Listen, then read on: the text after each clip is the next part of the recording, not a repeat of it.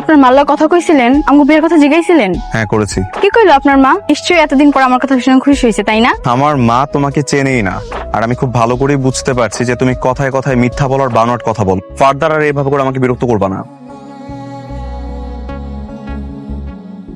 Aunty আসসালামু আলাইকুম। ওয়ালাইকুম আসসালাম। না, আমার তো কোনো কাজের লোক লাগবে না, তুমি আসতে পারো।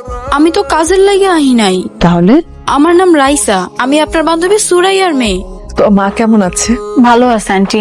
মা তো সব সময় আপনার কথা কয়, আপনার লগে নাকি কত বছর ধরে দেখা হয় না। সেই ছোট্টবেলায় তোমাকে আমি দেখেছিলাম, তো বড় হয়ে গেছে মেয়েটা আমার। হ্যাঁ, মাশাআল্লাহ, অনেক বছরের কথা। তো তুমি বাড়ি চিনলে কি করে? আমি তো আপনাকে অফিস থেকে ঠিকানা নিয়ে এনে আইছি। অফিস থেকে?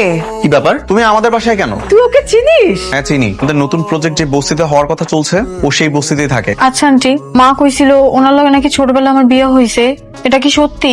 হ্যাঁ সত্যি, অনেক ছোটবেলায় তোমার মা আর আমি তোদের দুজনকে বিয়ে দিয়েছিলাম। মা তুমি কি সিরিয়াস? তুমি এগুলো কি বলতেছো? তুমি না বলেছো যে এগুলো পুতুল পুতুল খেলা ছিল? দেখছেন, আমি কইছিলাম না আপনারে যে আপনি আমার স্বামী, এখন বিশ্বাস করলেন তো আমার কথা?